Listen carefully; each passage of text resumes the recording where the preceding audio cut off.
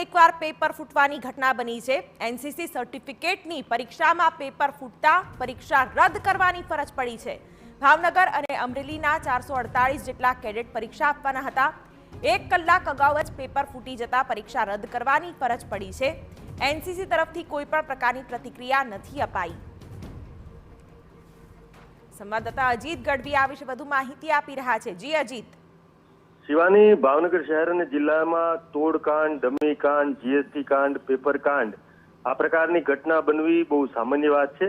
ત્યારે આજે એનસીસી સર્ટિફિકેટની એક એક્ઝામ હતી, પરીક્ષા હતી। જો કે એ જે એનસીસી કેડેટ્સ હોય છે એના માટે ફરજિયાત હોય છે, મહત્વની હોય છે। ત્યારે ભાવનગર અને અમરેલી બંને જિલ્લા વચ્ચે 448 જેટલા કેડેટ્સ માટેની સર્ટિફિકેટ એક્ઝામ હતી।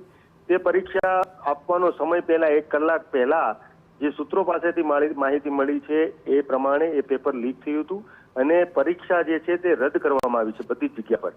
એટલે એનો અર્થ એ છે કે પરીક્ષા રદ થઈ છે, એનો મતલબ છે કે એનસીસી વિભાગના જે ઉચ્ચ અધિકારીઓ છે, જેના ઓફિસરો છે, તેનો સતત સંપર્ક કરવા છતાં તેઓ મીડિયા સામે આવ્યા નથી અને કોઈ પણ પ્રકારની પ્રતિક્રિયા પણ નથી આપી। એનો અર્થ એ છે કે કંઈક તો ખોટું થયું છે અથવા મિસ્ટેક થઈ છે, જેના લઈને પરીક્ષા રદ કરવામાં આવી છે। ત્યારે આ પેપર જે ફૂટ્યું છે તે વાત પાકી, અત્યારે જે મળતી માહિતી પ્રમાણે પાકી વાત છે।